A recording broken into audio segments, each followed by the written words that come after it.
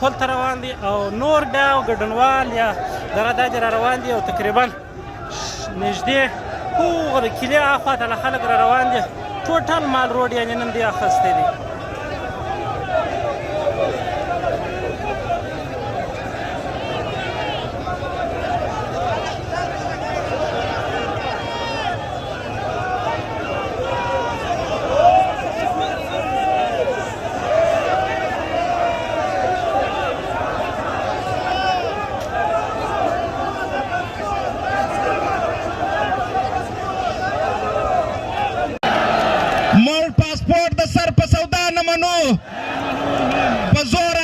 لګوي پاسپورت نه منو، پاسپورت په هیڅ قیمت نه منو، مړ پاسپورت د سر په سودا نه منو، په زور आवाज ولګوي پاسپورت نه منو، پاسپورت په هیڅ قیمت نه منو.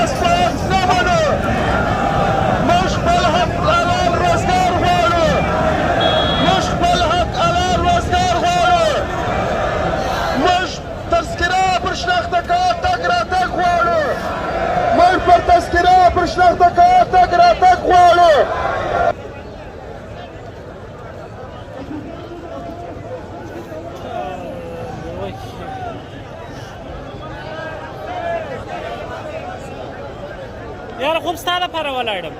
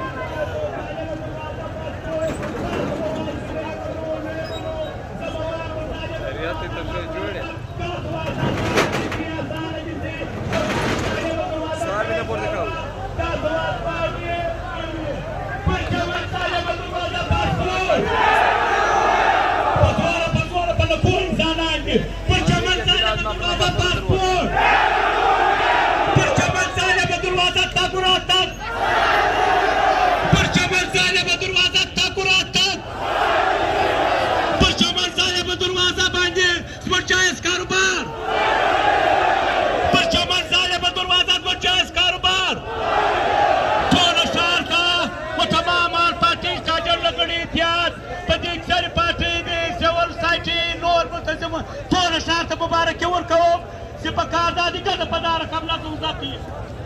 عزیزانو نن ستاسو د چمن دا د انسانانو سمندر دا اعلان کوي چې پر بادر باندې پاسپورت، پر بادر باندې پاسپورت، پر بادر د تګ راتګ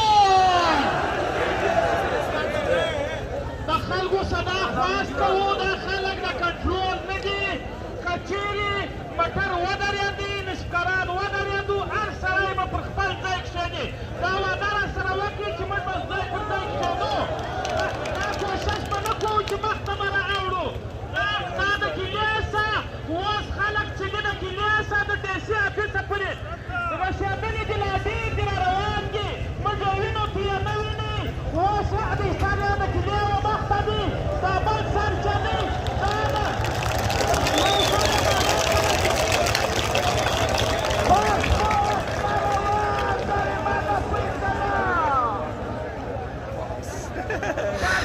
دا د چمن د تاریخ تر ټولو ستر او لوی احتجاج دی.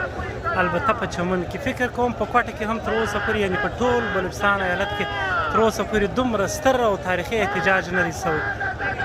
د دې معنا دا چې د دغه ګډونوالو چې د دغه پر لاریون کې ګډون لري احتجاجي لاریونکي ګډون لري.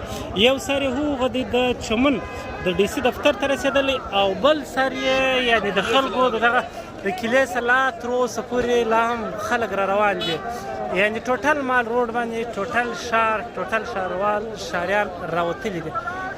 نور ممکن دلته پاتې نه سو ځکه دلته بیا شاید لاره نه شي. دغه خو ډېر تاریخي او احتجاج دی. دا هېڅ نه په کیمره کې راځي او نه په بل څه کې نه په بل څه کې راځي.